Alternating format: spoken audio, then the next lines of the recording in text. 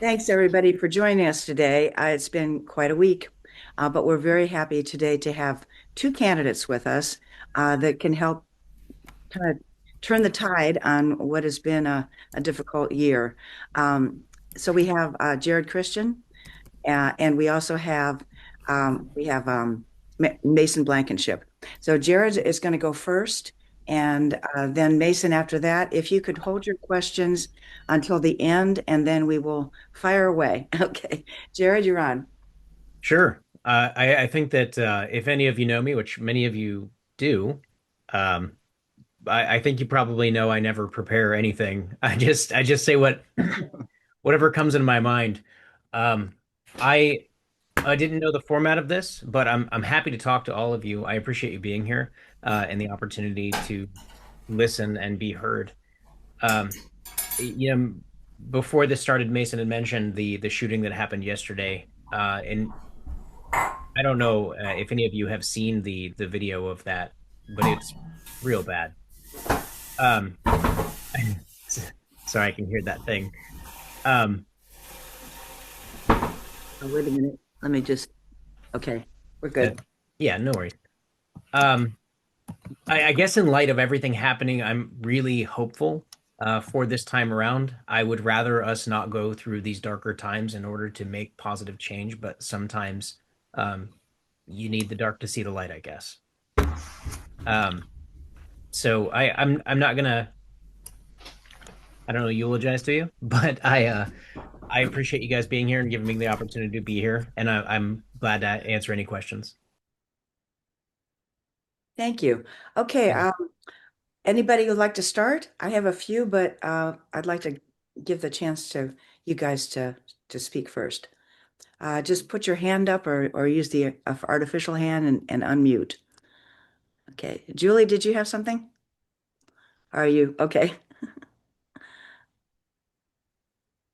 All right. I'm just looking around to see if I have a hand. Well, I have one first question, and that is, why did you decide to run again? Uh, I think that the first time I came into the election, I had never run for anything before.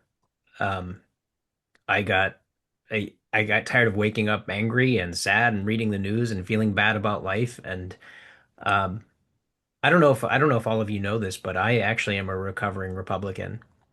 Um, and I I see the way that parties have changed.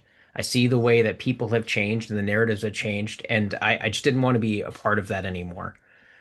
So I started meeting new people and choosing a better way the first time. And this time I saw I felt the hope that I got by running and meeting all these people that were out there doing the work when it mattered. And it did a lot for me personally. And I also found that during that run, I was able to help give people the hope that I was searching for.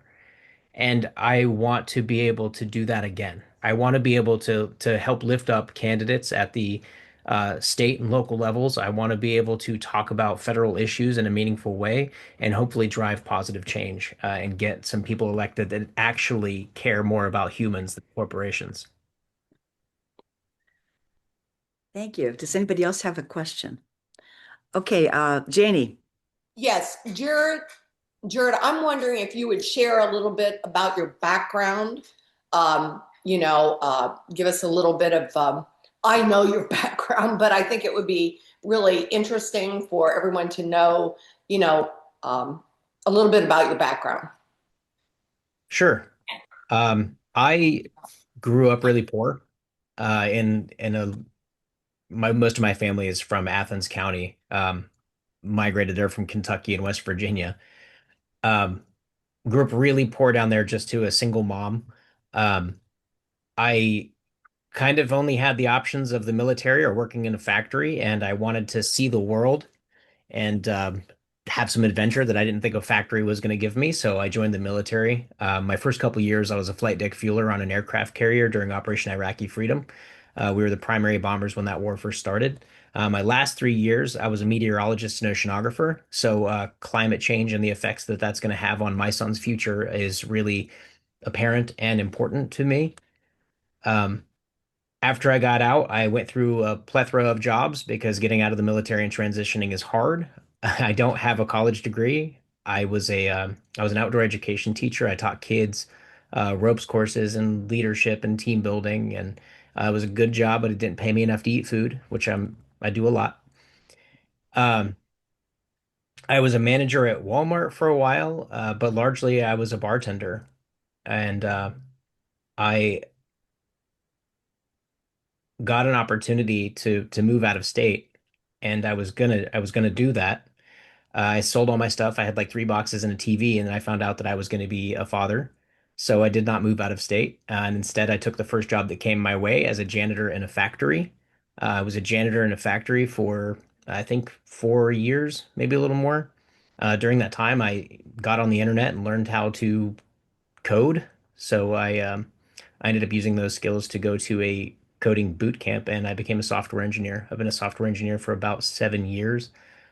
Built a better life for myself now than I ever really imagined that I would be able to, um, coming from where I came from and living the life I lived. And now I want to use that opportunity to help other people and make my story of success the rule, not the exception. That's amazing. Thank you so much. Appreciate that. Janine has her hand up. Yes, thank you. Pleasure to thank you for coming today. We really appreciate this. Yeah. I have two questions. The Mhm. first question is Troy Balderson has distinguished himself as a big supporter of fossil fuels, um, and I was glad to hear you mention climate change. I know that that's an issue you care about. How do so he will obviously have the support of the oil and gas industry in Ohio, which is incredibly, incredibly powerful, and also the coal industry, which is also powerful, but much less so these days in the last several years. So, do you plan in your campaign? I mean, they're going to support Balderson, no question. But do Mhm. you, in your campaign, in terms of talking to people, do you have any thoughts, or have you developed any issues with regard to energy and trying to promote other sources of energy? And then my second question is, what is going to be the focus of your campaign in terms of how you challenge Balderson and what are your arguments you're going to make that should to try to convince voters to vote for you as opposed to Balderson? Okay. So yes, you're absolutely right. Big oil and coal support Troy Yeah. because he supports them. I think last year they gave him 150 something thousand dollars, Wow. which was That I didn't know. um, and my when I talk to people about climate change, I try to put it in terms that matter to people. The problem I think inherently with climate change is that it happens slowly. And it's not like a garbage dump. You know, you're not looking at a garbage dump in your backyard. It's an invisible garbage dump in the atmosphere. If you could see carbon dioxide, we would have a lot different perspectives on what it's doing to the atmosphere. So you have to put it in terms that people can like identify with. Um, so when we talk about climate change, it has to be along the lines of like the pollution in the water. That fracking and injection wells are putting into our land, into our water table. The fact that we're having earthquakes in eastern Ohio is absolutely insane Mhm. because of fracking injection wells. Um, so I try to frame it in a way that matters to the individual, and I think that from that perspective, we can tackle multiple problems at once because climate change is more than just the heating of the globe. It's also that we're going to have undrinkable water. It's also that we're going to have poison in our air. Yeah. Um, to Troy specifically, he he's an interesting character in that he just kind of seems to do what he's told. Um, I I try to be generous. I try to be nice. And I try not to project onto other people But it seems to me that he has a lack of understanding of the consequences of his actions. And if he does not have a lack of understanding, then he's a bad person. Um, because the fact of the matter is that the choices that he has made and will continue to make into the future have consequences on all of us. Cutting public education funds, raising the debt ceiling by $5 trillion, cutting food and SNAP benefits when so many people need them, um, fracking our national parks. Just being in any corporation's pocket is enough for me to look down on a politician. Um, I didn't take any corporate PAC money during my last run, and I don't intend to take any corporate PAC money this time around. As for alternate energies, I understand that economically and rationally, we can't just everybody get solar right now. We have to go through a transition period. I think that that's the rational way forward. And I kind of have an all of the above approach until we can develop the technologies quickly enough to transition fully. And I fully intend to use government funds to invest in research and development of new technologies that can help us grow into a future where our energy needs are constantly increasing, largely thanks to data centers, which are not great for us. So I just want to say one thing about your energy strategy. Sure. I'm the former Ohio Consumers Council, semi-retired. I still work with Pace University's Climate, Energy and Climate Center, law school, doing some Mhm. projects. But um, renewable energy right now is less costly than fossil fuels, as is Yes, by energy far. efficiency. And Yeah. there are ways to transition to much more renewable energy as opposed to an all of the above strategy, which you may need to say in Ohio to get elected. You kind of can't, it's kind of a tough walk, but if ever you want to talk more about energy policy and the directions you might want to use in your campaign, I'd be happy to talk to you. I've been in this field of consumer and environmental representation for over 40 years. So feel I free to reach out to me if you want. deeply and genuinely appreciate that. And trust me, when I say all of the above, that's as short a time as humanly possible. Because we have to run on natural gas until we can build the panels in the wind and and the wind farms. And yeah, absolutely. Thank you. Yeah, feel free to reach out or I'll get your contact information while we're here. Okay. Yeah, just make sure you put it in the chat and then I'll make sure that I share it with Jerrad. Just Okay, I'll do that. press in there. That would be great. Okay, thank We you. appreciate it. Um, and Janine is a member of Indivisible, as is Jerrad, and as is Mason. So we're all Indivisible members here, which is very nice. It's a good group. Okay, Mike has something. Yeah, in line with that, for both Jared and Janine and Mason too. Um, okay, so everything that you say and have said, Jared and Janine, makes eminent sense to, I'm certain, everybody in this group. Mhm. How, and Janine, you probably have some ideas on this. You do, the candidates do too.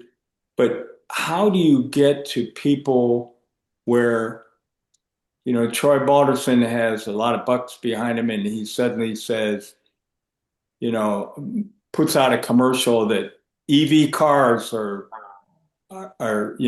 however he wants to destroy that idea that somebody might get an EV. They're way too expensive.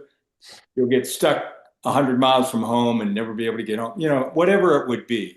Mhm. How do you get people to see? We're in a lot of ways, all of us in a certain sense are addicted to oil and gas and the fossil fuels. How Sure. do you get, what are your thoughts about changing minds? You know, My yeah, my personal take on that is that I think that it's obvious to me that the market is deciding that renewable energy is the way forward. It's already happening globally. People are changing to green energy faster than anything else, and it's because people understand in general the dangers that we're in, the concerns that we have, but also economically speaking, which is the thing that we really need to focus on. I don't know about you, but I have solar on my house, and it covers like 80 something ish percent because I have a weird roof. Um, And my bill last month was $250 for electricity. What we talk about is where I'm not talking about theories. We're not talking about what ifs or maybes. I'm talking about real world consequences for the rise in energy costs that are directly correlated with the current way that we do energy policy. It clearly is not working. And as we have more data centers and which as we have more data centers and more things consuming power at a faster rate, we're going to see our bills go up because of the constant pandering to, corporations and tax cuts and tax breaks and power energy breaks that they get that we pay for. So I think if we approach everything from an an economic perspective, we don't have to argue whether or not an EV can go 100 miles and you'll be stuck somewhere. Because the fact of the matter is that the people are tired of paying $250 electric bills, because I know I am. And Thank you. Maxine's got something. Yeah, when Mike mentioned about the EV cars, it came to mind that the US builds really expensive EV cars, Mhm. but China has come up with some inexpensive ones. The same with solar panels, the same with everything. It's really expensive in healthcare. It's really expensive here for everything. Mhm. What can be done so that we can have American made cars that are inexpensive like the Chinese ones? Um, we may not need all the bells and whistles that they're putting on vehicles when they're building them. Yeah. So it's all around. It's solar energy, it's wind energy, it's affordable EV cars, it's affordable healthcare. So how can we attack all of that? The reality of the situation is that the government is far more powerful and capable of paying for things and helping direct our economy in a meaningful way than people like to pretend. And I'm not talking about picking the winners and losers between manufacturers, car companies, what have you. I'm talking about if I if I could suggest an economics book to you, it's well written, it's instructive, and it's really a fair, complete view of economics with a type of money system that we have in the U.S. Called the deficit myth. It's by Stephanie Kelton. It talks about modern monetary theory, where essentially our government takes the money that they create outside of the taxes that they bring in, the deficit, right? And that deficit, they use that money to invest in portions of the economy that they would like to see grow. How we use that deficit is incredibly important because we can use it to help build up manufacturing in the US to help make these things cheaper. We build the infrastructure, we build we help advance technology in a meaningful way. So instead of importing these things, we can help small businesses start up to make, solar panels or help these smaller companies that need that leg up in order to get into the market to make less expensive EVs, less expensive solar panels, things like that. Ultimately, the answer to your question is appropriate investment by the US government across all those sectors. Thank you. Does anybody else have any question? Um, I was just going to ask what you see as Troy Balderson's vulnerabilities, other than what we sort of see as him just going along with everybody. Does he have any particular vulnerabilities that you've learned since the last campaign that you might try to use to defeat him? Um, I'm less concerned about I mean, obviously, we do have to talk about his weaknesses, the things that he does that are bad, but I think that we can focus on the things that we can do that are good. Um, in that contrast between he and I, the way that I want to do energy policy that actually lowers prices. Even if he were to use the argument that they want to frack to get more natural gas so that we can lower prices, the ultimate response to that is these private corporations that are doing the fracking are going to send that gas to other countries, ultimately remaining the same level of accessibility that we have to natural gas now. They're just going to sell the excess, and our prices are going to stay the same and probably go up. Um, the fact of the matter is that if we use our resources appropriately, if we build solar panels, if we build wind farms, if we, take those steps toward green energy and the like, we can remove our dependency on foreign nations for anything. Mhm. We won't need their oil to fill up our cars.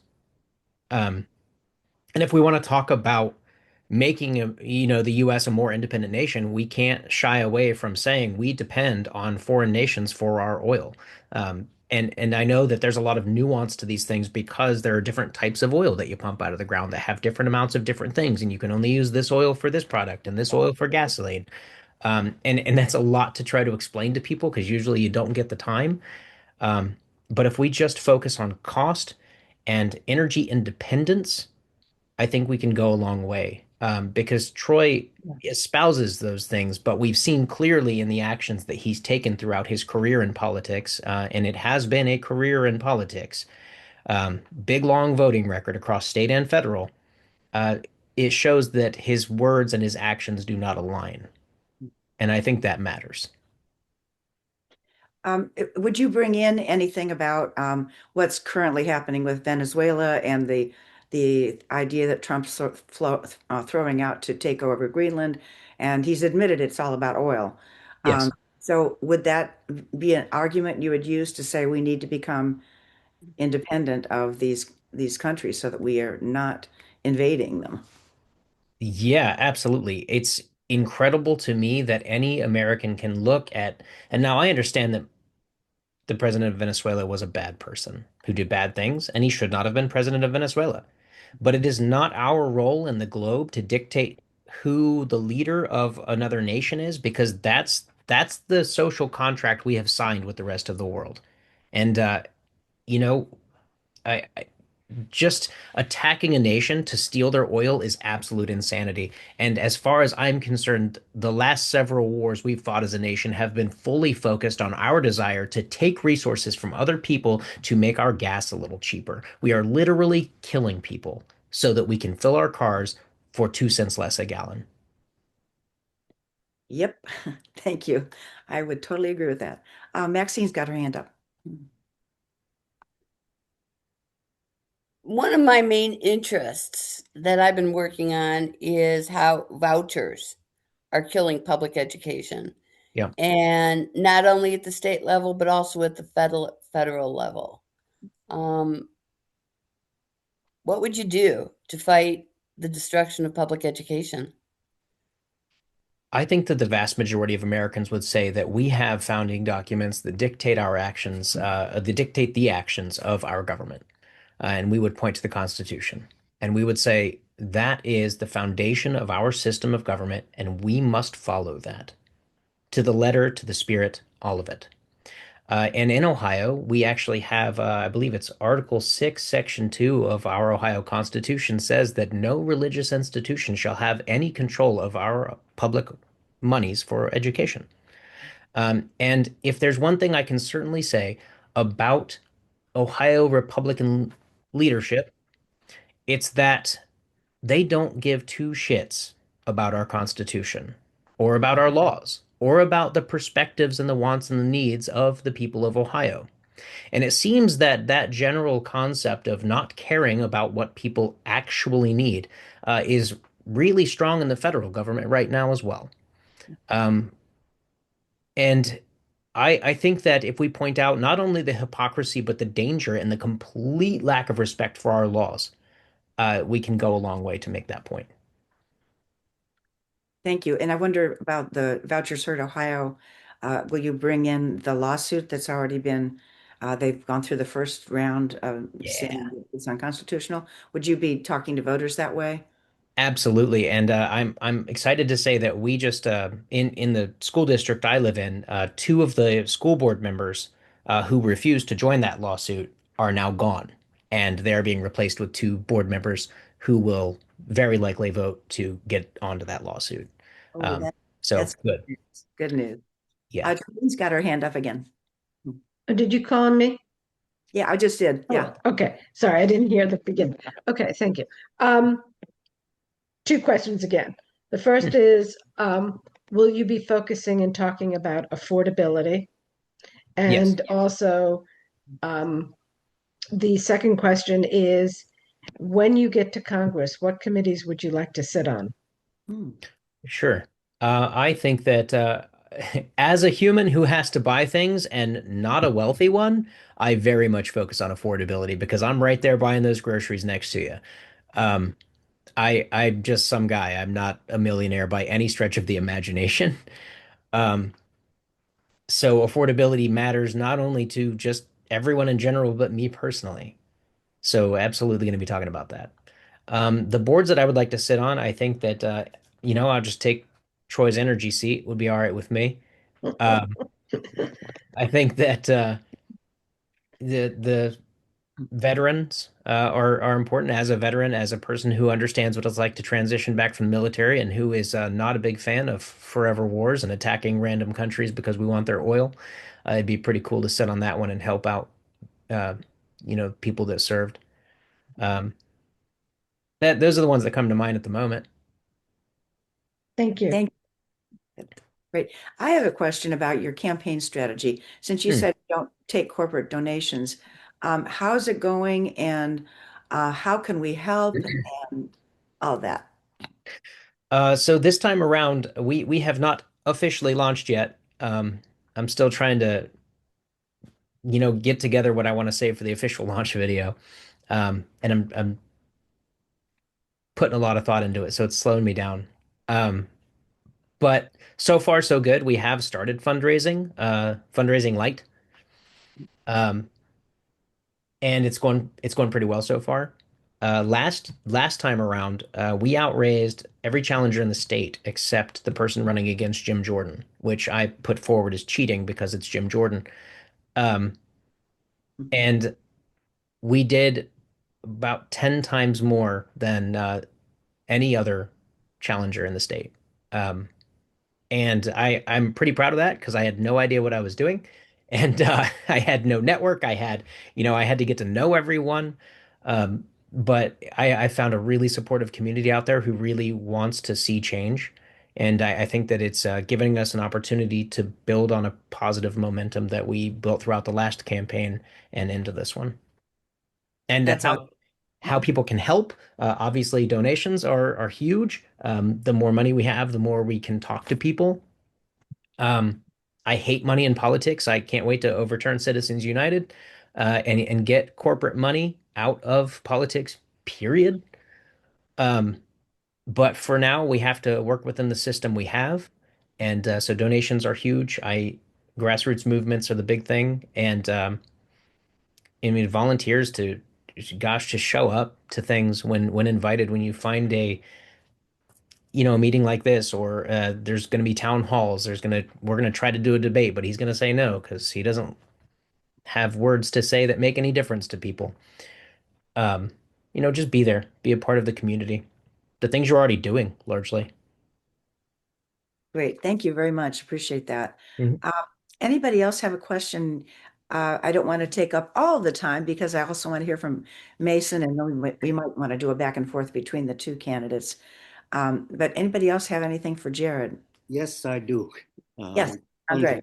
yeah, I was just wondering if you can let us know what the most important issues are in your district for the Republican voters, and essentially what are those voters objecting to in the Democratic agenda?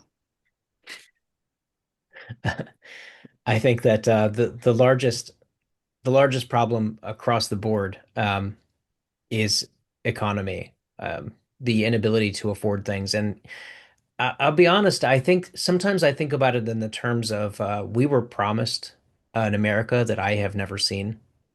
And I think that everyone feels that. And I think that that's probably one of the reasons that we see the rise of people like Trump with power, is because people were promised a world that they didn't get. They were promised that if they worked hard and they, uh, you know, tried to find meaning, that things would fall into place and they would get the American dream. And it's just not true. And it hasn't been for a long time. They've been selling that to us for, I don't know, generations now. And Some people got it, some people didn't. It used to be a lot easier than it is today. And I think with that decline in economic mobility, we've seen a rise in anger and disgust with the government, with the systems that we have. Um, and we can call it the economy, but it's more complex and nuanced than that. It's the rise in finding your work more important than your life. That people don't have that work-life balance, that they don't feel like a human most of the time. They feel like a cog in a machine, not just in a metaphorical way, but like you just feel like all you are is a part of this thing that's pushing forward and that you don't and won't matter. And that makes people angry, reasonably. Insofar as people's disgust and frustration with the Democratic Party, it's a lack of understanding of the actual values of the people within the party. We have a very loud, very, very loud, very, very small minority of the people in this nation who have figured out a way to gain power and influence through being the loudest voice in the room. And I don't know about you, but when I'm sitting in a room and somebody won't shut up, they annoy me. They don't teach me. I don't follow them. But a lot of people don't feel that way. And when people are angry, they're easier to manipulate because you look at somebody like Donald Trump and you say, he's angry. I'm angry too. Maybe if we put our anger together, we can accomplish something that matters. And though it's not true, it's easy to fall into that pattern. So I don't think that they largely have any problem with the democratic ideals. Especially people like Sherrod Brown, who have been in office for a long time and tried to do the right thing. You look at that man's voting record, you're not going to find much you disagree with. He voted against NAFTA, which I think was a huge pain to the American people and removed a lot of our manufacturing. Um, so the answer is a nuanced economic perspective and probably nothing in reality, but people tell them they have a problem with it, so they do. Okay, also a follow-up question. I was wondering, where do you place yourself on the spectrum of various democratic philosophies, taking one sort of extreme as the, Bernie Sanders, Sohran Mamdani, AOC, and going all the way to what Joe Manchin used to represent. Yeah. I think about that sometimes, and I was very surprised growing up, in a conservative society out in the middle of nowhere, Appalachia, um, surrounded by a lot of religious people and a lot of religious perspectives that fall down on the conservative side of things. I've given a lot of thought to these things, and quite frankly, I think that we ascribe too much importance to the labels of what is a conservative value, what is a liberal value, and not enough to what is a human value. And I fall down on the side of I want to help as many people as possible. And it doesn't matter to me what people want to call me. I don't care. I think that we built a society, we made this contract with each other before I was born, and the goal was to make our lives better together. And if the value that somebody proposes to me does that, I'm on board. Thank you. That's a really good answer. And it's going to be interesting to hear if you're asked that question on the campaign trail of alignments. But I just wondered about you had been working on a uh, talking with people who disagree. I can't remember what it was called. Like a bus would come around. You told us about this one time before, and my memory is gone. Oh, But well, common good. yes, thank you. Yeah. Have you found that helpful in getting you prepped for this campaign? Um, Vote Common Good were some of the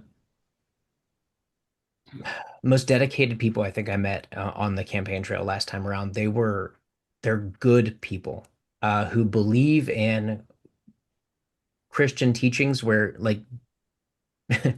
uh, where Jesus loves people, where people should love people, where good should happen, not bad. I think that the lessons that I learned from them going down to the border, meeting the people in these shelters, hearing their stories, Because one of the things that I did with Vote Common Good, in case people in here don't have context for the thing I'm saying, I went down to the Mexican border and we spent the night in Mexico in one of the migrant shelters, and talked to people and heard their stories, where they came from, why they left, where they were, and it opened my eyes to a lot of really broken things. And one of the reasons that I refuse to pick a side, I mean, generally speaking, sorry if this bothers anybody, but generally speaking, I don't think that parties have as much value as we want them to. I think that sometimes they become tribalistic, and when they become corrupt, we become stuck in that corruption because of our inherent tribal nature toward agreeing with a system that we're already a part of. So Republicans weren't always what they are now. I mean, Lincoln was a Republican, and now look at it. Um, so we have had a broken system for a very long time because the people that we keep electing um, keep doing bad, wrong things. Not all of them, obviously, but enough where this is where we ended up, and this is too far. So to see these broken systems in play, to hear these people's stories and see the things that they've gone through while we're sitting comfortably in our homes, complaining about how much they want to come and steal our jobs and go to our schools, it was just incredible to me to learn that lesson firsthand. Thank you. That's really very helpful. Karen Adams had her hand up before. Karen, do you still have something you want to ask?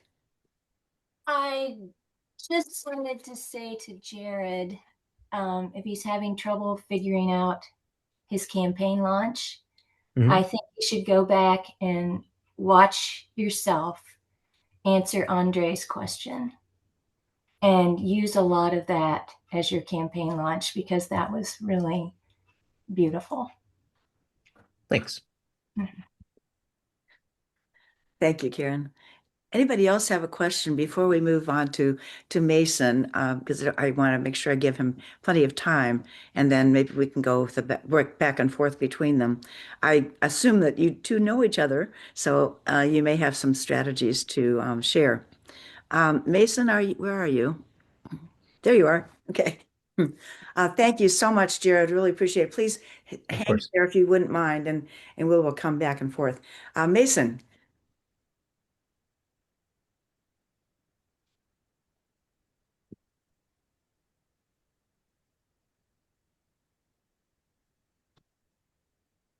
I Yeah, think he's muted. I think you may be muted. Yeah, it doesn't look like you are, but we can't hear you. Make sure your computer's trying to use the right microphone. Oh, that's good. That's a good point.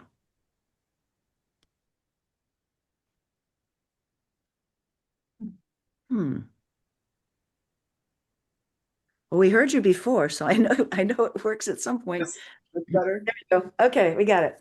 Okay. Perfect. Okay. Okay, so I'll just start with my background a little bit. Um, Out of high school, I joined the Marine Corps, where I then was in the infantry and I deployed to Afghanistan. After that, I came back and I started working for nonprofit organizations. I worked for nonprofit organizations for about 9 years. I worked with the Wounded Warrior Project and Save a Warrior, and I helped to bring Save a Warrior to the state of Ohio. After that, I decided then to go to college to try to take care of myself a little bit, and I ended up getting my degree in risk management. And now what I do is I am a product developer and risk manager for Ohio Mutual Insurance. So I wanted to kind of read something to you guys that I prepared last night in the wake of everything that was going on, and really was a way for me to organize my thoughts the best way that I knew how. Because I am, even though I look calm and collected on the outside, I'm pretty upset about what happened yesterday in Minnesota. So, good afternoon, everyone. I would like to begin speaking today plainly about something that should trouble every one of us. In Minnesota, Renee Good was killed. She was a real person with a real life, a family, and a future that mattered.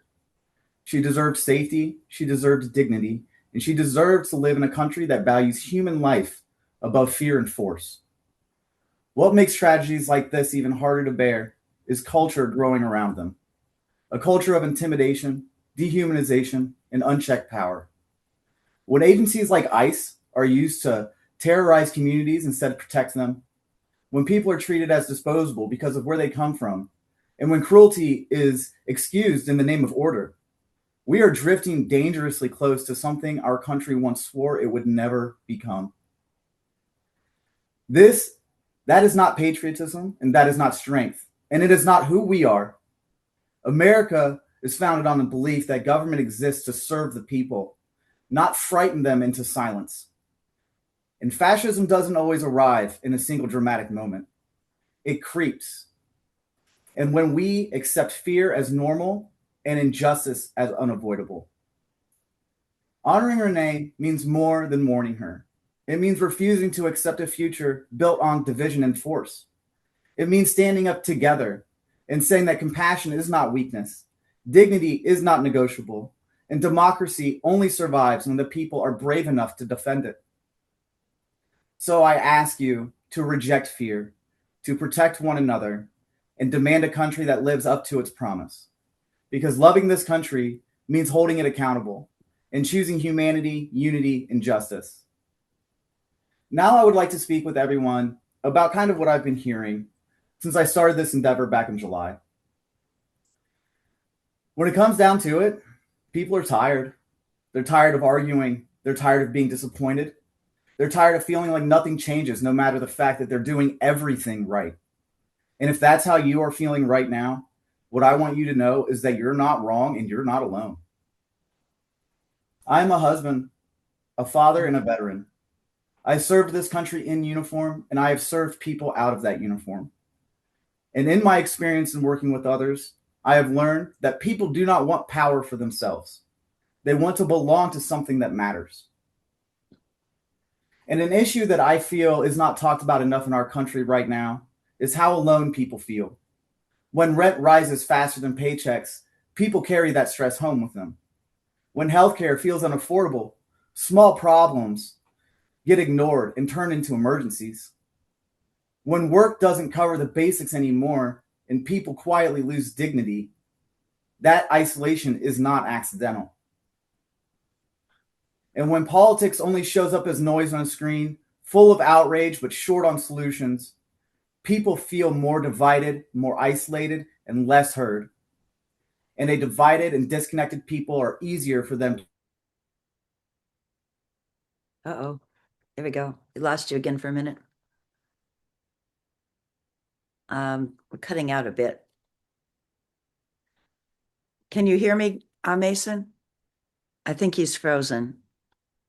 Oh no. Yeah, I know. He was on a roll too. Well, let's go back to Jerrad for a minute, and then as soon as Mason gets his thing back, we'll just jump right back.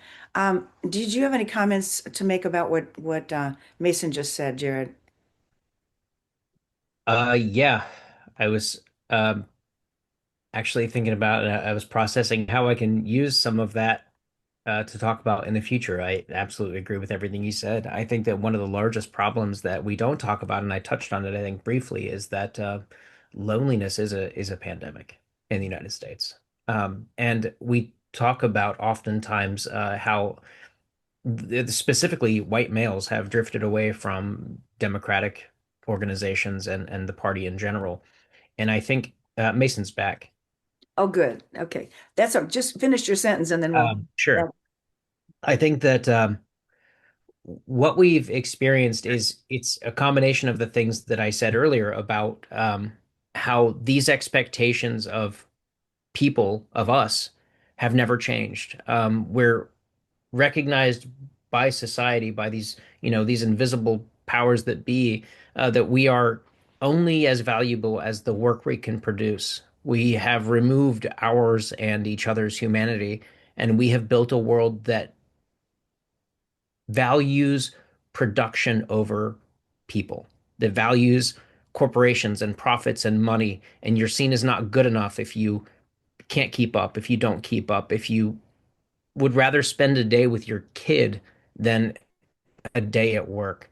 And by all means, we need jobs, we need work, we need money, we need an economy because that's just the way society functions. But we also need to not forget that the only reason we're doing any of this is because we're all humans with needs.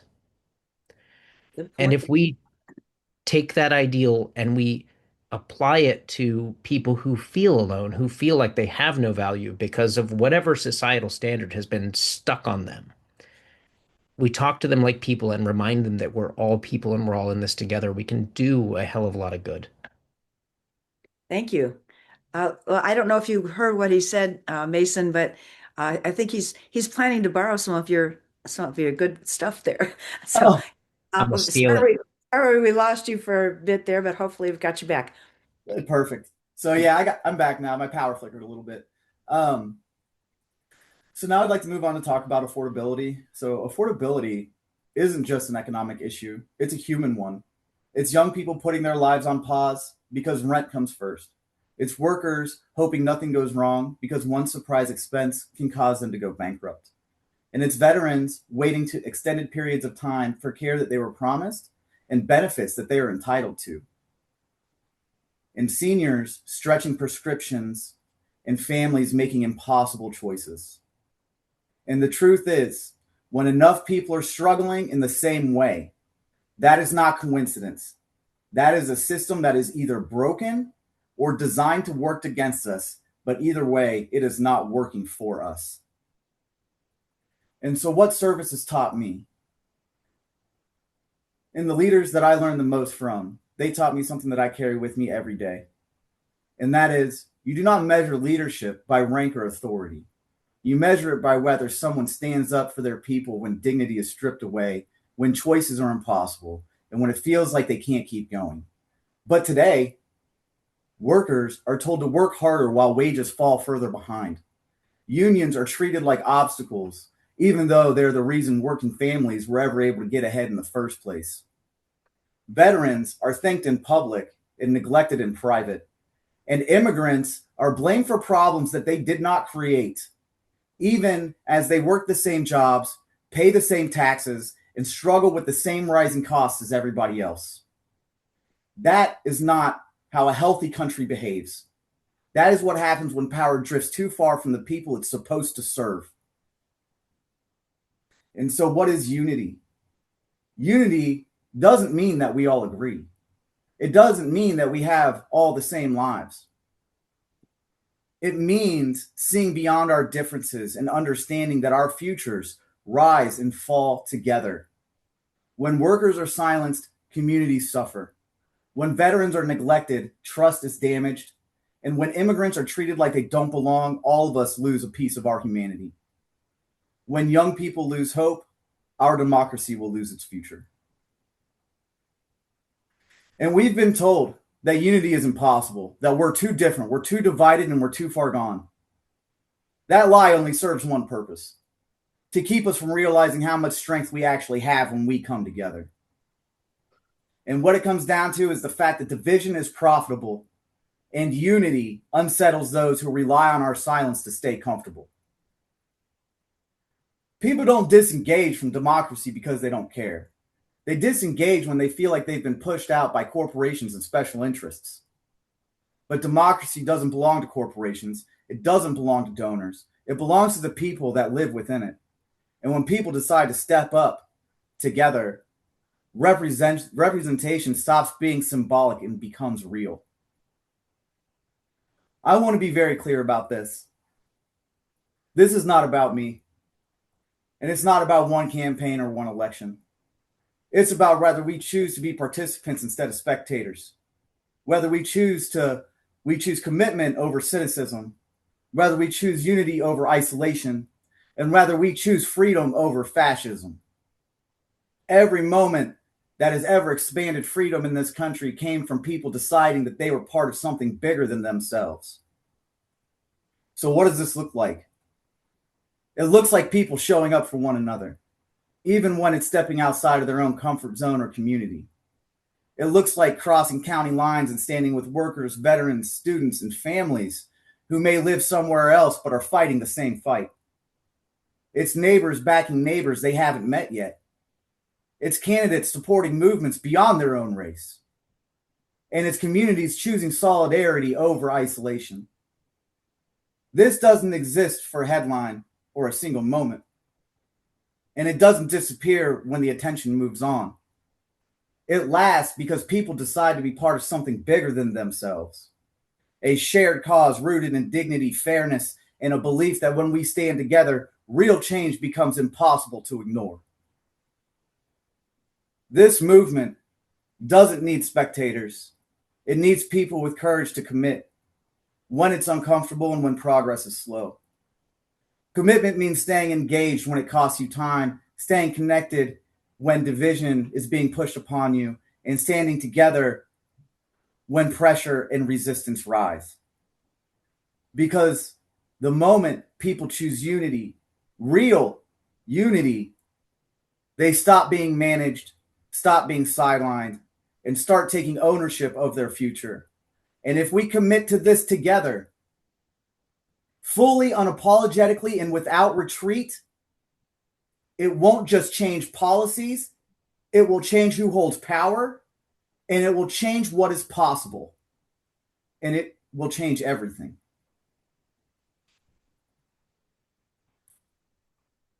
Thank you.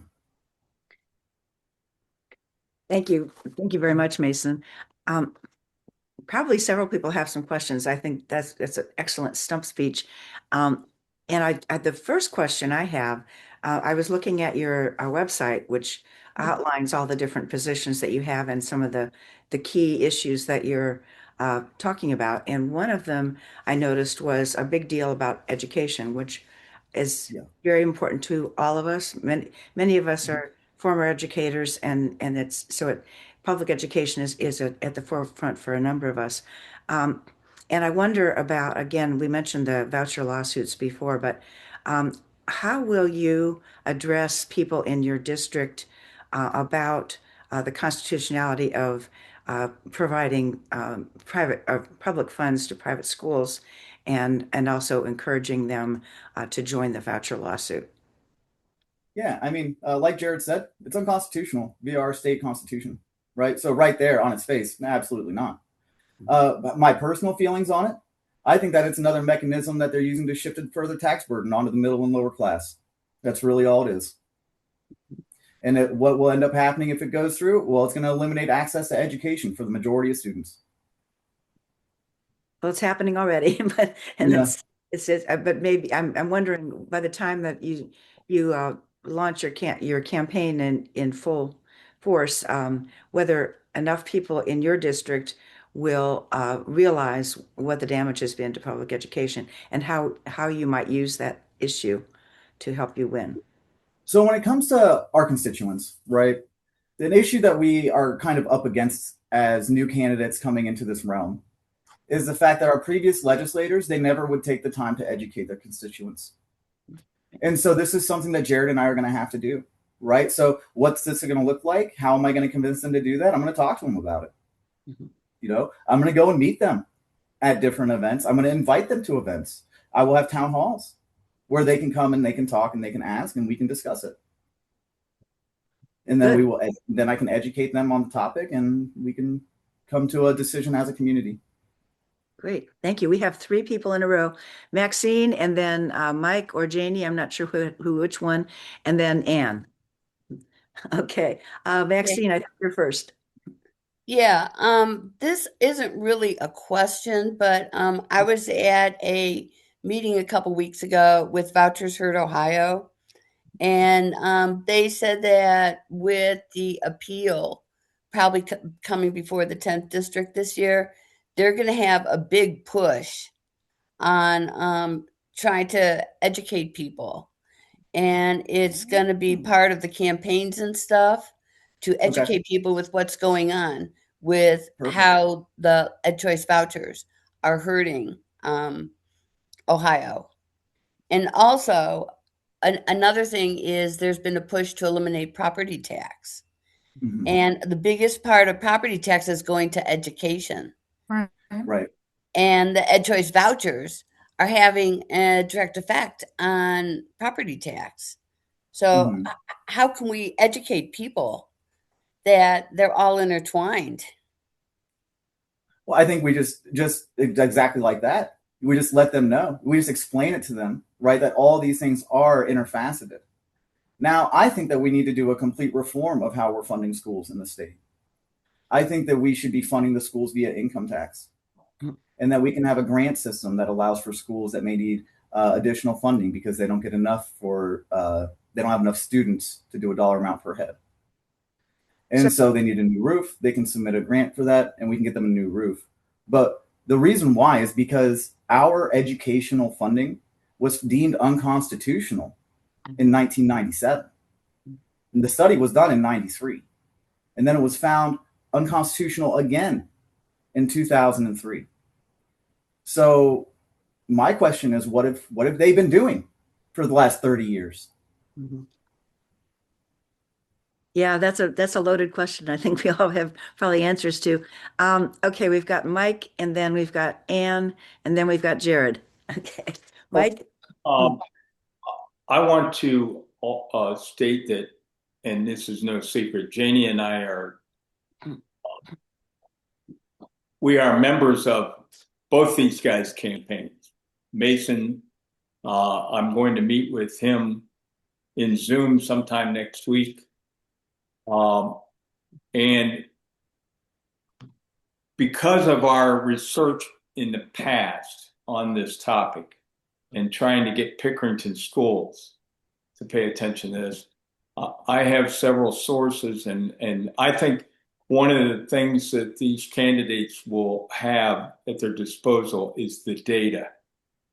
And so Policy Matters Ohio has just put out on every school district in the state of Ohio how the lack of the renewal of the Fair School Funding Plan, how it has hurt every school district. Well, not every school district got hurt. Okay, let me clarify that. But where the deficit is, or what they should have gotten from the Fair School Funding Plan and what they're actually getting. That's one source of data. Another one that I got from for our work with Pickerington schools, a real sharp dude over in retired guy over in Beaver Creek, Ohio, who's really good with data.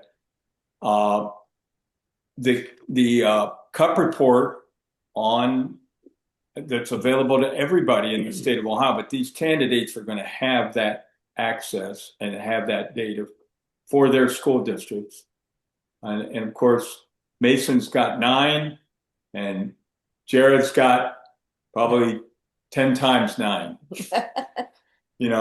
But that having that data and knowing exactly how many people, how many students in every single year have gone to Ed Choice expansion, and how many of them are actually in poverty, that kind of information. It's it's jolting in that. Of course, the voucher advocates at the State House say, well, this is to help people in low income, so they have a fair choice. When you look at the results and you see that, like I'll use in Mason's district, Granville City, 74 people in 2025 got vouchers, and 4 were in low income. Okay, so that kind of information telling the voters, I think, is important. Of course, see, what you're fighting there too, though, I understand, is the people that are getting this money that's unaccountable are going to say, well, that's okay. And they're going to try to use the unconstitutional, what I want to say, rhetoric that the State House uses. But anyway, I think that's going to be a big way to talk to voters. And okay, like in Mason's District 68, 7 out of the 9 are getting hurt because the Fair School Funding Plan was not approved. And it's and so like in those school districts, that's, to me, you inform the voters, look, right now it's not fair, and money has been siphoned out of the school district because of the General Assembly. So, and Thaddeus Claggett, his Vote. opponent, and Yeah. I'm sure our phantom that Jerrad's running against, what is his name again? You know, they vote for this stuff. Right. Yeah. It's okay. So that, I mean, I know we want to hear, they have done a very excellent job explaining their views on it. But when they get more information, I think that's going to help. Mhm. Thank you, Mike. Ann Isaac's had her hand up, and then Jerrad. Yes, actually, Mike took a lot of what I was going to say, but a year or two ago, David Pepper did a statewide survey about issues, and this school voucher issue is the most winning issue Democrats have. Huge percentage of Ohioans don't like the vouchers. The vouchers give more money per pupil to kids going to private school than they give to kids in public school. And people in rural communities where there aren't even private school options are subsidizing cities and suburban areas that do have the private school options. So this is a winning campaign strategy. That's the first thing. The second thing I want to say is that Westerville is having a rally today, 4:30 to 5:30, uptown Westerville, about the ICE situation, about the murder of the woman in Minneapolis. We're 4:30 to in 5:30. Westerville at City Hall. Uptown, yeah, in the City Hall area of Westerville. So if that's a good option for people.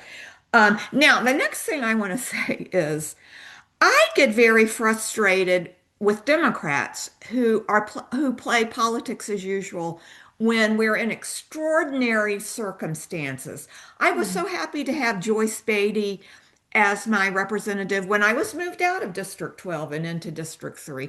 But honestly, I like the woman. She's great in ordinary times, but I don't feel like she's speaking up for the extreme things that are going on. And so, Jerrad, what would you do? I mean, are you accepting corporate money? I feel like a lot of Democrats have the same corporate money constraints that Republicans have. I really wonder sometimes what Chuck Schumer is up to. Um, what what would be your approach if you were to be elected Definitely for Well, Jerry. for Jerrad? Okay. We're uh, both. yeah, first of all, Mason and I have talked about this, so I'm going to say the thing he's going to say. Introduce a bill immediately to repeal Citizens United, to say that corporations are not people and they have no freedom of speech. Period. It is the only answer. I do not take money from corporations. I yeah, I feel like um, rich people should not have a louder voice than the average person by any stretch of the imagination. Thank you. And then we'll segue. Did you have anything else, Ann? Was that it? That's it for me. Thank Or you. did you want to add anything to that, Mason? I mean, you did a pretty good job, kind of summing up how I feel about it as well. Yeah. They did this in Minnesota, I believe, back in 2012, right after Citizens United. And that's how they were able to kind of get money out of politics in their state. I think we follow suit here in Ohio because that is what that Supreme Court case hinged on, was that corporations are persons and they have a freedom of expression. And so I think that we can pass legislation to get rid of that. I think it really has damaged our political sphere, and it has taken away genuine representation from people that need it the most. Thank you. And Jerrad, you had your hand up before, and it's your turn. Yeah. So Okay. I just I wanted to rewind to the question that was asked of Mason about how do we reach people with these ideals? And that's always the problem. It is a problem of scale. I can sit in this room with the 20 of us and we can have this conversation, but we cannot repeat this across for District 12 hundreds of thousands of people. So the answer is what I believe is that we need more people speaking up on an everyday basis. I am only one man. Mason is only one man.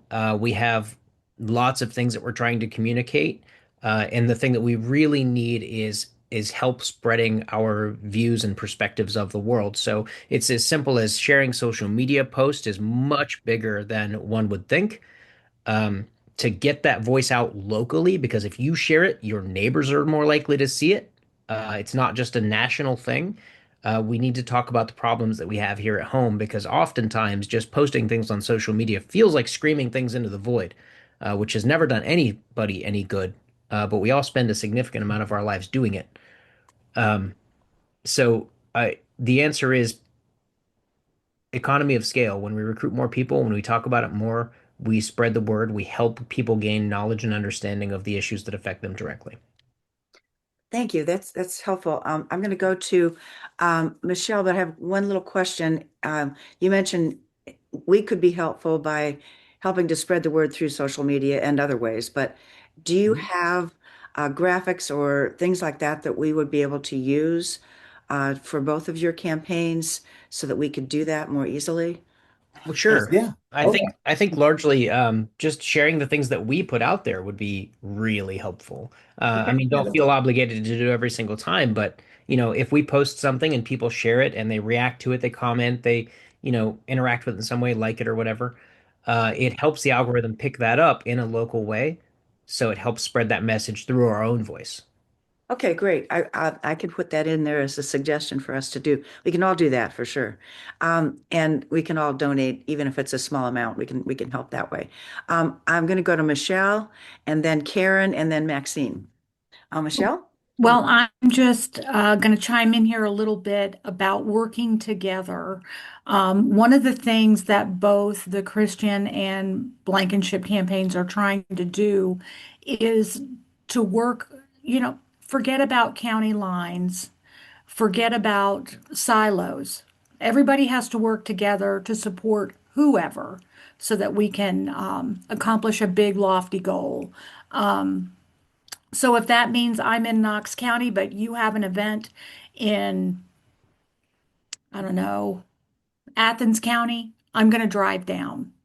Or maybe you have a candidate in Delaware County that needs postcards written, and we're in Licking County. Well, we're going to help you write those postcards. We are trying to get people to volunteer to work together to do what they want to do and what they can do. It doesn't necessarily mean canvassing and phone banking. So, there's lots of little things that can be done. Word of mouth is probably the biggest one, which leads into the sharing of the social media, talking to your friends and just showing up, and just asking people, what do you want to do? We're ready to help you do it. Thank you. That's very helpful. And also, just a quick comment that we've often written postcards for candidates in the past. We continue to do that. So I would say that Indivisible is probably very willing to do that again this time around. Oh, And great. then we'll go to Karen Lee. I think Maxine was ahead of me, Debbie. Oh, I'm sorry. Okay, Maxine, you're Okay. sorry. Okay, actually have two things. One thing that I was told by one of my professors, like with Citizens United, where they said that corporations are people. In business school, they say corporations, if they're people, they're psychopaths because they have no empathy and they have no reason to be socially responsible. And the only reason that they are is because of the laws that are put in place. So that is a really bad ruling because corporations can't be people or humans, Right. um, because they don't have empathy and they aren't complete. And the other thing, I just want to mention that I'm a member of Hilliard RBG, and during our meeting on February 24th, David Pepper is scheduled to be the speaker that night. So I just want to mention that. Thank Yeah, you. no, I think you make some good points when it comes to Citizens United and how corporations are inside of our society. I do have some ideas around this. I don't know if you guys heard what happened recently in Mobile, Alabama, when it came to the Facebook data center they were trying to put there. But essentially, what happened is the town came out and they said, well, we want to see the deal. We want to see the tax abatements. We want to see the NDAs. We want to see the whole deal in its transparency. Facebook refused to even entertain the idea. They simply pulled up stakes and left. And so what that tells me is that they were not there to do business in good faith. And how many times do we see corporations come into our areas, into our villages, into our townships, strip out the value, say they're going to be paying this much in taxes, they're going to provide this much jobs, and then nothing ever comes to fruition. And it's because they are not being transparent and they're not being held accountable. And so I would like to draft legislation that would require that would require for them to provide a complete, transparent copy of the contract showing everything to the municipalities and to the townships, give the townships 30 to 60 days to respond to say, yes, we approve, or no, get the hell out of here. And I think that that's what we should do, because look at what's happening right now with the Intel plant. They have foregone all environmental assessments, which I don't even understand how that happened, but it is what happened. And they're not even supposed to start production until 2030 because they ran into some snags. So now we're going to have a half-built facility sitting out in the middle of Licking County doing nothing except increasing our power costs for some reason. So I think that it's time that we start to pass regulations, right? I'm all for a free market, and I am a capitalist. But I also understand the concept of accumulation capital and the fact that when that's paired with the fact that corporations do not have empathy and only care about that bottom dollar, they're going to do whatever they can to stretch their profits. So accumulation capital means that I'm going to make more profit today than I made yesterday. Not just that I'm going to make more profit, but I need to make more. Well, this is what happens when you get your diminishment of services. This is what happens with shrinkflation, right? This type of nonsense. And I think that it's time that we start to pass legislation to start to curtail that behavior. Because when it comes down to it, our Constitution, one of the only things it does not protect us from is corporations and their predatory practices. Excellent point. Something you're really passionate about. I think that would play well, particularly in Licking County where they're dealing with that. That's very cool. Karen Lee. Thanks, Debbie. A couple of comments, kind of going back to what Ann Isaac said, what you've said about school vouchers and the property taxes and the income taxes. I've been kind of following it from, Cleveland Com, Columbus Dispatch, whatever I can read in the, Ohio Reporters. And I still don't quite understand it. And I'm thinking that the vast majority of voters probably have problems understanding it too. I'm thinking, gosh, Jerrad, you've got a software engineering degree. Could you come up with a little table where you just plug in this school district and what the average income is there and the average property tax and how much money they're losing to vouchers? All there.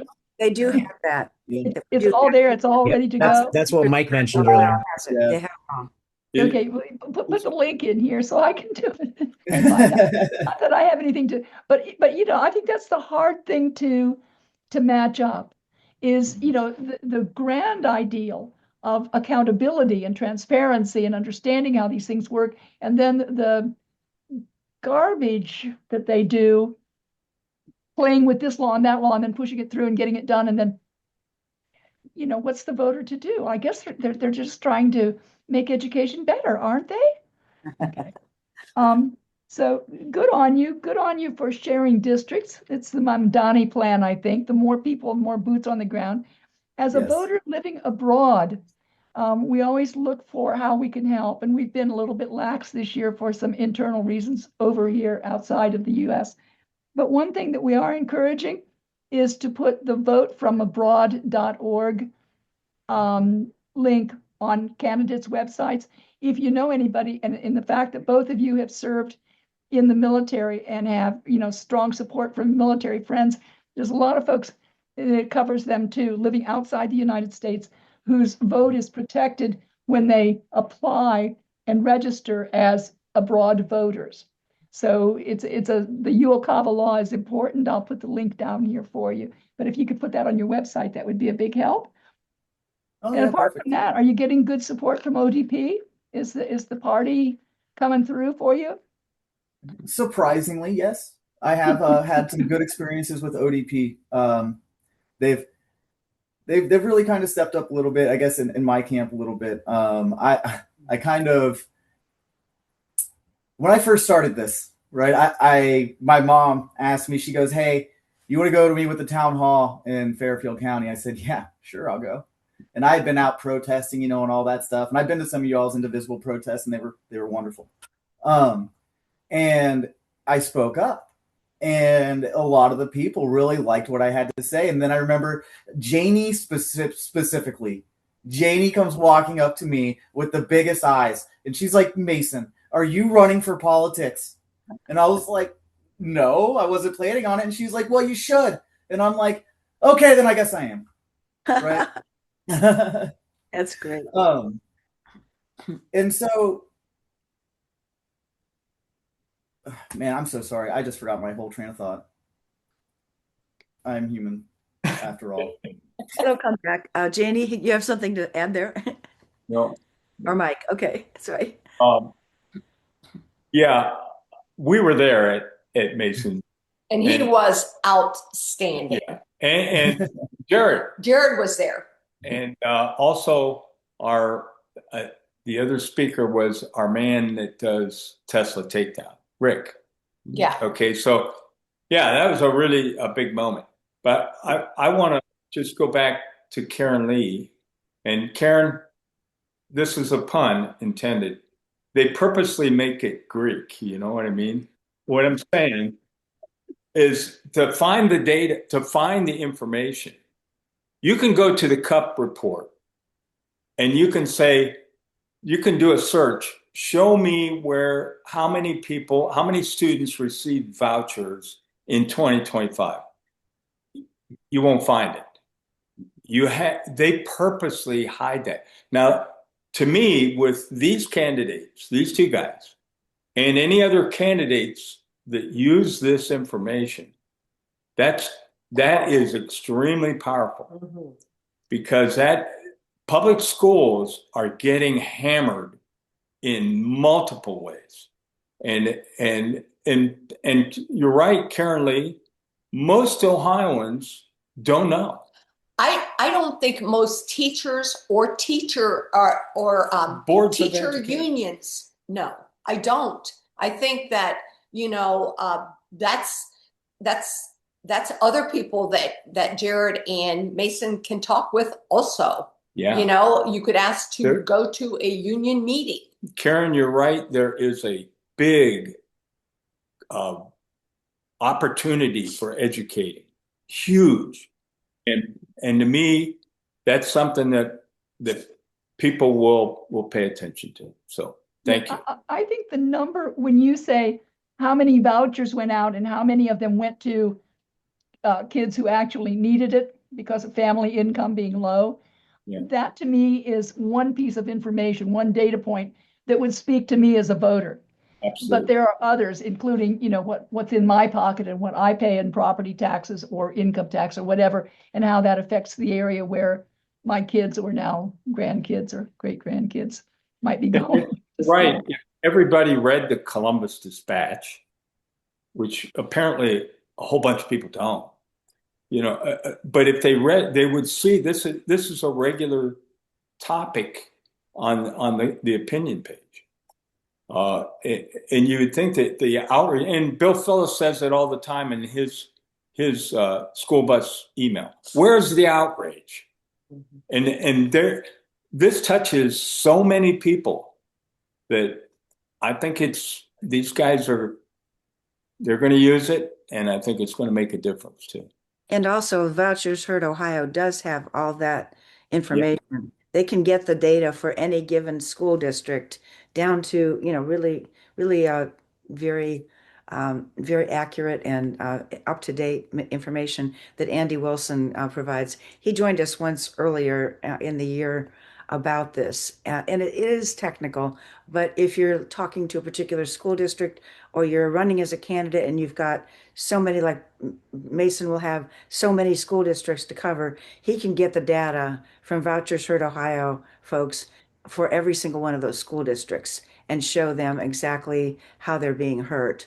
It's very effective and it's good data. So that'll be really nice. Debbie, I've got it for him. Oh, you do? Okay, perfect. That's Yeah. not surprising. Andrew Wilson is a real, he's a source, but Yeah. I have it, and for their districts and any other candidate. I mean, I agree. I mean, Vouchers for Ohio is an excellent organization, and it's all intertwined. Right. Ohio Equity and Adequacy and Vouchers for Ohio. Yep. And for us, the people on this, we pay attention to that. Mm-hmm. The question is getting it out to so many others out there. Yeah, exactly. Debbie's been waiting a while. I'm sorry, Debbie didn't get you earlier. Debbie Sutherland. Uh-oh, you're still muted. Thank you. I appreciated hearing from both of you. And as a fairly new resident of Ohio, I guess I would like to say one thing that bothers me most in Congress is the lack of checks and balances and accountability. I hope that you can bring up Mike Johnson not bringing Congress in session for X number of ridiculous days. And nothing was accomplished. This has been the most unproductive Congress ever. I hope we can capitalize on that. Also, the hypocrisy of Renee Good versus Ashley Babbitt, for example. Oh, yeah. Oops. I mean, can we not? I still cannot get over the fact that the January 6 rioters were pardoned. And yet yesterday they were calling Renee Good a domestic terrorist. That's any one of us in this group then is a domestic terrorist because we are speaking up for the vulnerable and those who can't speak for themselves. So those were my 2 points of view. You know, maybe there's a little bit of hope with Les Wexner now being called in. I don't know, but I think we need to shine a light on some of these injustices and the hypocrisies. You two were both in the military. Pete Hegseth is bringing Senator Mark Kelly. Give me a break. He's on the oversight committee. He's doing his job. We don't hear enough about these things. And if you watch Fox News, you know, you hear it's the talking points. Well, Renee Good was a lesbian, so that's, you know, I guess she deserved to be shot. It's very disheartening, and I'm praying for you both and willing to work for your campaigns and wish you great good luck. Yeah. Yeah, I think you brought up some really good Thank points. you. You know, the hypocrisy that we see on the right is unmatched, in my opinion. And it's something that has been ripping families apart. I know that it's definitely ripped my family apart in terms of my relationship with my father and my brother. They are both, you know, hardcore on the right. And so as working through this issue, understanding the different perspectives that are kind of pushed upon us, depending on which echo chamber you kind of are in, right? And then just being knowledgeable about that, I think will take us a long way in communicating with people on the other side and kind of helping them to understand, right? Understand the difference between Renee Good and Ashley Babbitt. Understand that one was taking part in an insurrection and one was not. One was acting within her rights as a U.S. citizen and was not damaging property, was not a threat to anybody else, right? But they're too blind to see that right now because we have to explain to them that they have been conditioned, as have people on our side, by these algorithms because they feed us what we want to see. I don't know if you guys know this or not, but as you're looking and you're scrolling through Facebook or you're scrolling through Instagram or TikTok, their camera is recording your face. And it will recognize when your eyes dilate so that they can keep feeding you the same content to keep you on there. So then it takes you deeper and deeper down the rabbit holes. And then you have people just saying outlandish stuff that doesn't make any sense and isn't rested in reality. And so this is kind of what we're up against. But you got to understand, too, that this has been conditioned since the 80s. I mean, it started when Reagan did away with the Fairness Doctrine. And then comes on to the Telecommunications Act in 1996. And then we throw Citizens United in the mix of that. Well, now we've created this environment where division is profitable. And that's what they're worried about, and that's what they want. And so they're going to use these tragedies to try to turn us against one another. I think it's time we say, let's take a step back from our media sources, from our Fox News, from our MSNBCs. Let's look at this stuff in its entirety. Let's see not just the different things that they are telling us, but what things aren't they telling us? Yeah. And I think we need to pass regulation to ensure that we are no longer being hoodwinked when it comes to these types of national events that are going on. Because the American people, we need to know what's happening in our country if we are to govern ourselves. Thank you. Excellent. Yes. Do we have any more questions? I think, Maxine, did you have your hand up before? Or here's Andre. Andre.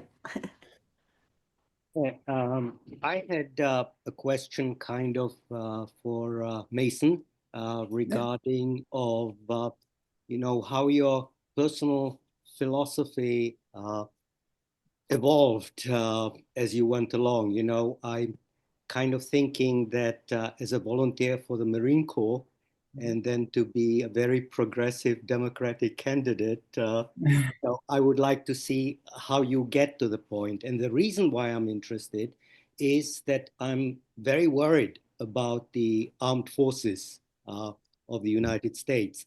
The way that the administration is sort of doing things seems to point to the fact that they want to treat soldiers as loyalists to the current administration rather than as being loyal to the Constitution.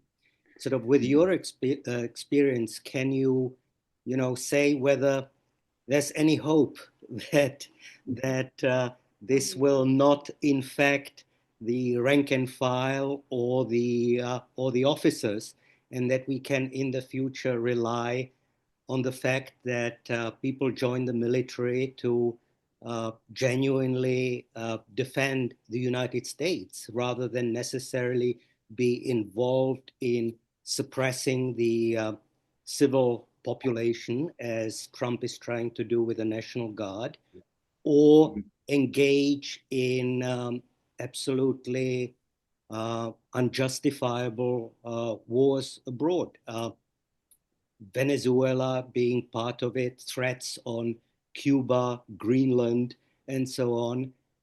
So I wonder, what your perspective is about why people actually would want to join the armed forces right now, and whether there's any guarantee or a way that we can feel safe from them not turning into something what Hitler managed to do with a Wehrmacht. Right. So when I was in the Marine Corps, there was a huge stress on the Posse Comitatus Act. Right. This was something we internalized. We understood it, that we are not to take action and we are not to assist in police matters. Right. Because when you have the military assisting in police matters like that, that's when these things get out of hand. My generation, we understood this. When we take that oath to office, we understood the oath to office. And we understood that the oath wasn't to the president, but to the Constitution. When I saw what was happening out in Los Angeles, and they deployed 2-7, which is ironically my old unit, they deployed 2-7 into LA. And then the information and the noise that I heard coming from 2-7 afterwards did give me some hope, because they were explaining that they're like, this is nonsense. Why are we even here? We don't need to be here. These people are not threatening to us, and we don't want to be in this type of environment. And I think these guys, they did actually get in trouble from command because in the military, they're a little weird about whenever you speak to the press, you're not supposed to talk about anything. It's just supposed to be everything is handy dory and great. But these guys did express that frustration about it. So that gives me hope because one thing that worries me, right, is the influence on our younger generations that this Department of Justice has had and that the Christian nationalist movement has pushed upon them. Because that drives them away from the American ideals, the American visions, right? Because it promotes this xenophobic ideology. And that is not what America is based on. And so, as I would love to sit here and say that without a doubt, 100%, that the military is not going to be able to come in and do all of this stuff, right? I can't tell the future. And I don't know with the fact of the indoctrination of our youth and all of that that's going on. I don't want to spread false hope, right? But I also want you to know that there is hope because there is people in the military who do understand. And when I was in, it was fractured. About 60% of us were more left leaning, at least in my experience. Now, how that demographic has changed, I'm not sure. So, it's a hard question to answer because there's so many different variables at play here that are going to impact something like that happening. And when it comes to the foreign wars and all of those things, this is going to, I really look at our leadership in terms of those things because when you have the young PFCs and the lance corporals, they're going to be following these orders and they're going to assume that they're lawful. And they're not really going to know any better because they're 18, 19-year-old kids. Our officers are the ones who need to understand not to pass on unlawful orders or orders that would violate international or domestic law. Thank you, Mason. Really very, very helpful. It is already past 1:30. We've had such a great discussion. Wish we could go on forever. But I think we better call it quits for today and just thank profusely Mason and Jerrad for coming here and for I think I could probably speak for all of us to say that we would probably all be in support of your campaigns, and hopefully we can do what we can to help augment what your efforts are going to be. Thank you so much for coming, and we will be in touch. I'm going to go ahead and end the recording now. Stick around a bit because I'm going to have Mike save the chat, and then I'll be sharing some things with Jerrad and Mason. As soon as I have the video, then I will post it on our website for ICO, and also I will send it to this group specifically in email. So you'll have the video. I'm not sure whether our videographers are back in town yet. They've been to New Zealand, so it may be a little gap. But we'll get it to you as soon as we can. And again, thank you so much for coming. We really appreciate it, and we will be in touch. Okay, I'm going to end the recording now.